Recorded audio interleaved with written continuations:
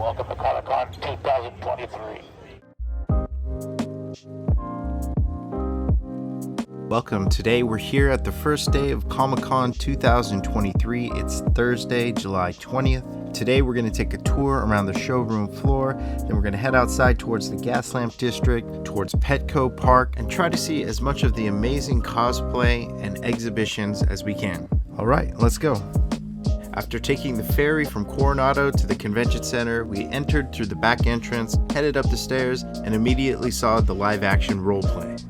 It's always amazing how they dress up in battle during the summer heat.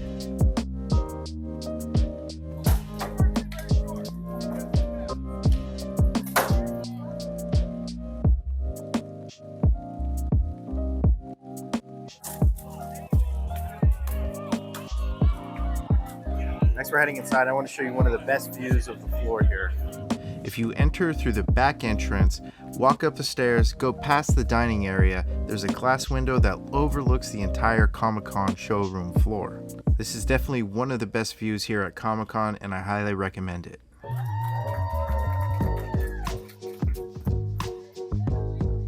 Heading onto the showroom floor for the first time, Comic-Con definitely felt different this year because visitors weren't required to wear masks.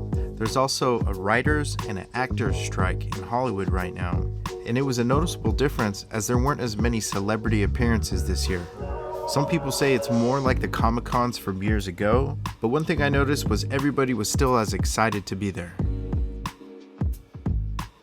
As usual, almost everywhere you look were amazing figures, models, toys, and even robots. And of course, designer clothing and fashion. There's always fun things to do like playing video games, and cool and exclusive designs like these custom skateboards. But of course, one of the best parts of Comic-Con are the people. It's always so amazing to see all the creativity and time and effort that goes into these costumes. Pizza time.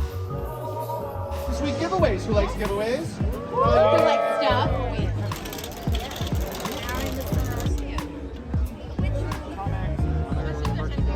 You can't go very far without noticing some of the amazing artwork here. These paintings by Alex Ross are incredible. Just check out the detail and the use of color.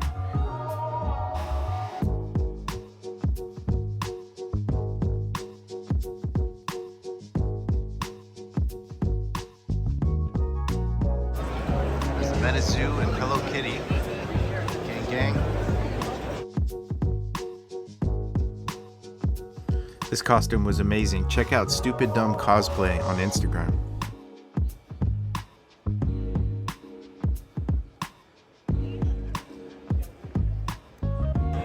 Like, that boy is old, but still killing it.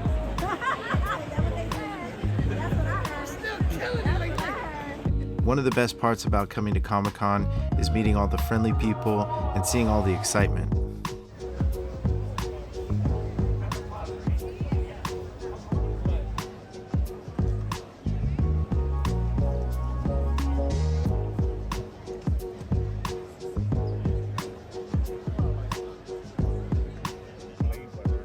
These figures are so amazing. If you take the time to really look at the detail involved, it's incredible.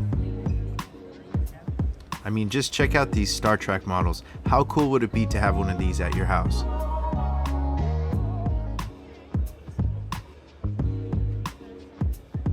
I think I've seen Silent Bob here every year for like a decade. I'm so glad to see him again. Here's the Lego Brickbuster video, a throwback to Blockbuster video. If you were born before the 2000s, you know what I'm talking about.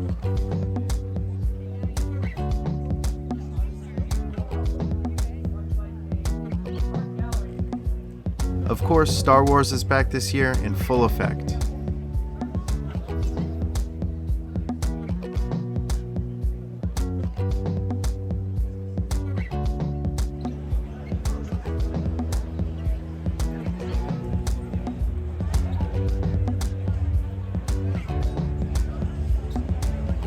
There was even a lot of on-site and off-site Jurassic Park events.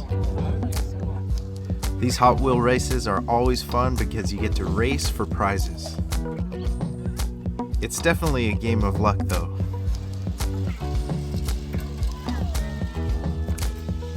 It wouldn't be complete without the WWE and WCW.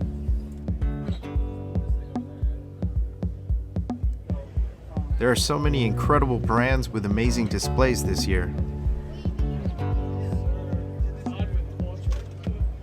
Comic-Con has a reputation for being one of the best places to buy exclusive collectibles.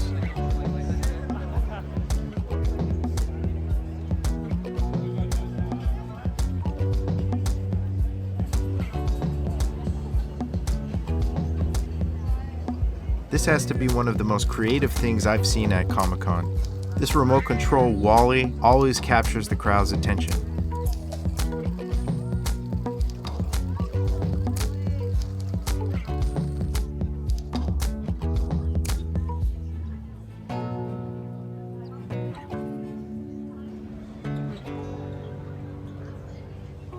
These remote control cameras definitely take photo ops to another level.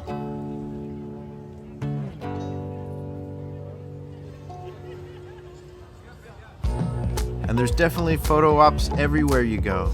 This year I've seen more cameras everywhere than any time before.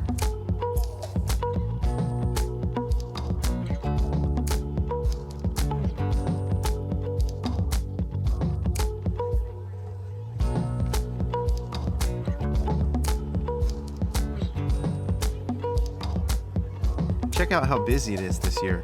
I think because of the writers and actors strike, there's fewer busy panels, and many of those people are now roaming around the showroom floor and out in the Gaslamp district.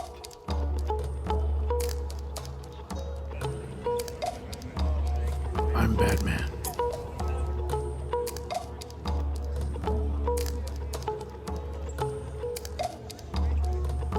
Let 'em cook. Even though the actors aren't here this year, you can still see their costumes, action figures, and models.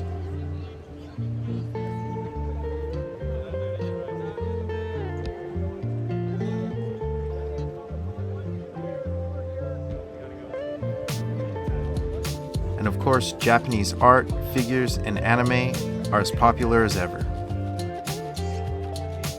Funkoteville is always one of the most visited areas at Comic-Con. Funkoteville is always a great place to visit to buy toys or even just to take pictures. Check out these facades.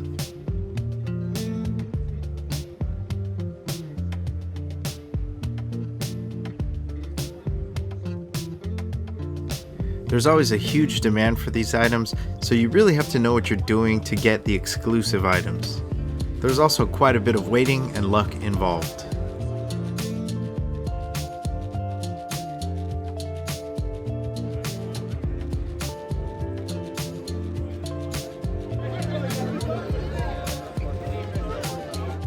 Artist Alley carries on the tradition of the early days of Comic-Con, and it's here you can meet face-to-face with your favorite authors and illustrators.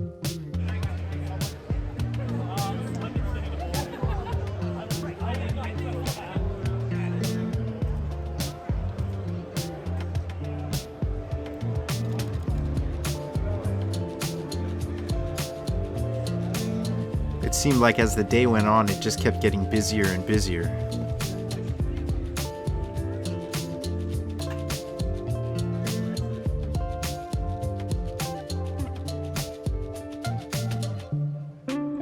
How are ya? Welcome to Comic-Con 2023. But to me, that just means more amazing people to meet.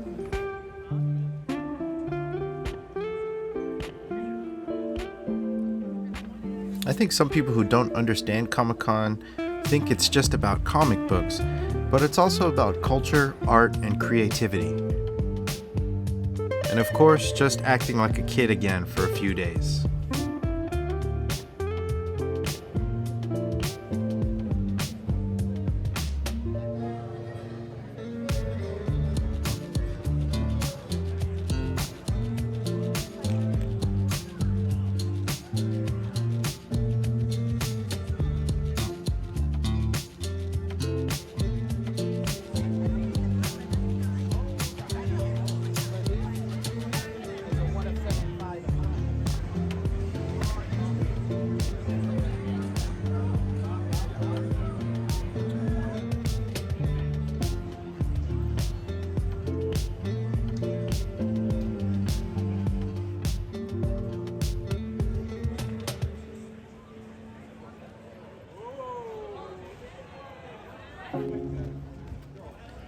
As popular as the showroom floors and exhibit halls are, you definitely want to go outside and explore a little bit.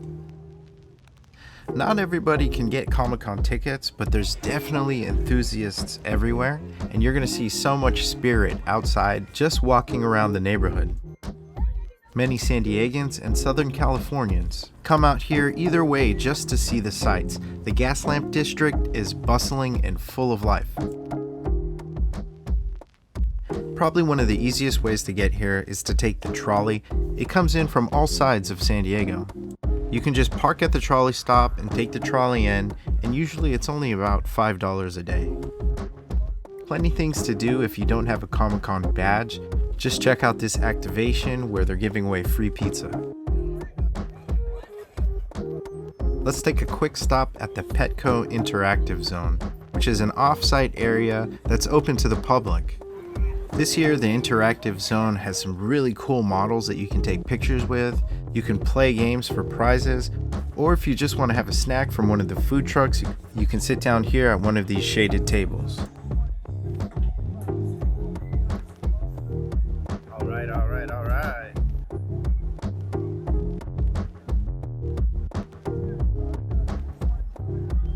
I didn't stay too long because there was more I wanted to see at the convention. Let's head back. Modern transportation at its glamorous best.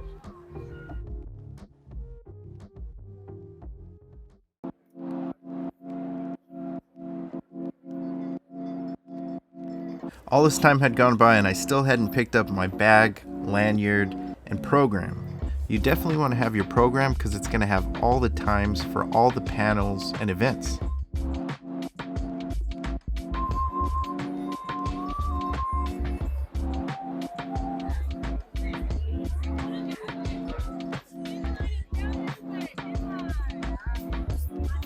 I wouldn't say I recognize everybody here at each signing, but you can tell that there's so many people excited to see them, and it just shows how strong the culture is and how much there is to learn.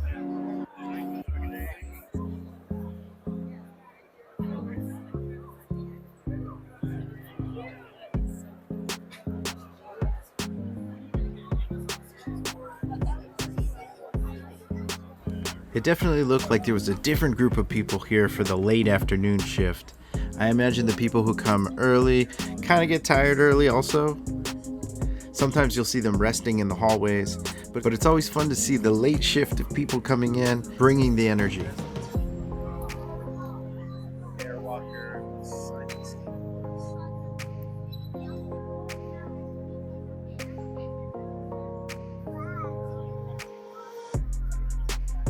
There's the Tower of T-shirts.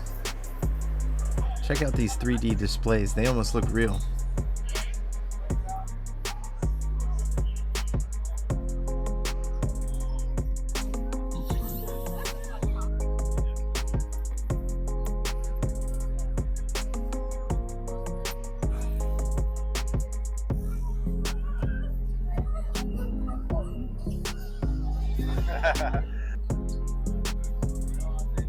I can't imagine what it takes to make this costume.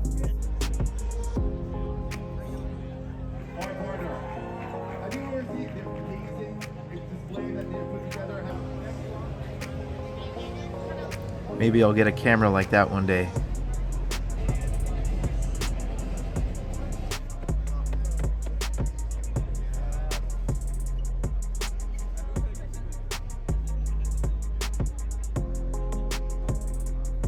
I mean, this is just the tip of the iceberg.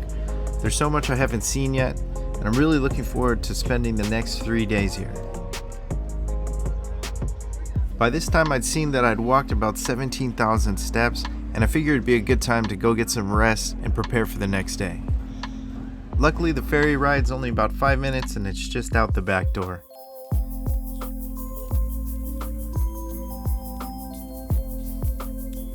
Check out the view of some of the yachts in San Diego Bay during the afternoon.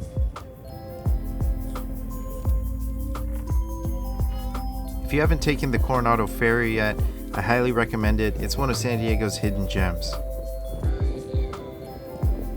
If you'd like to learn more about Southern California or San Diego, Consider following the channel. If you enjoyed the video, give it a like, and I'll be covering the rest of Comic-Con 2023, so I'll see you in the next video.